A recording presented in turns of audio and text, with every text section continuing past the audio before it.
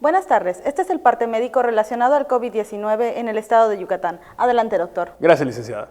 Este es el parte médico de este sábado 26 de marzo. Adolescentes de 12 a 17 años con comorbilidades de Mérida y otros 6 municipios del interior del estado recibirán del 31 de marzo al 1 de abril las dosis de refuerzo. Los municipios contemplados en esta fase de vacunación son Mérida, Tizimín, Valladolid, Izamal, Maxcanú, Tecash y Oaxuscap. Se reitera el uso obligatorio de cubrebocas para toda la población, incluso la vacunada, y se recomienda a la población evitar el uso de cubrebocas de tela o pañoletas, ya que está descrito que no brinda ninguna protección contra el COVID, incluida la variante Omicron. Por lo que para protegernos entre todos, se sugiere el uso de cubrebocas de 2 capas, tricapa o de uso grado médico como el KN95, ya que estos tienen una cobertura hasta del 95% contra Omicron.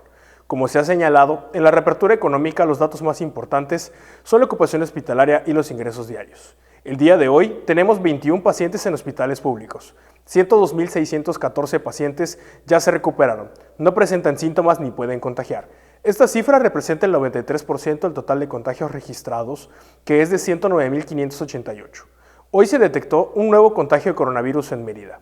De los 109.588 casos positivos, 761 son de otro país u otro estado.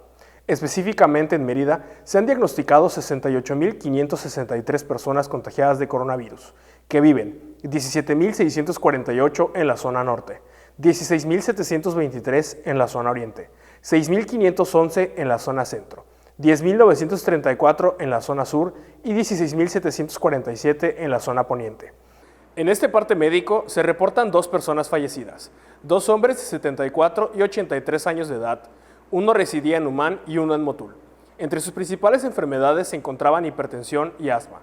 En total, son 6.926 las personas fallecidas a causa del coronavirus.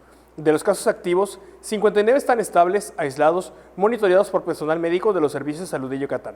Presentan síntomas leves. Como ya se mencionó, 21 de los casos positivos están en hospitales públicos y en aislamiento total. Hay otros pacientes a la espera de diagnóstico. El rango de edad de los casos es de 1 mes a 107 años.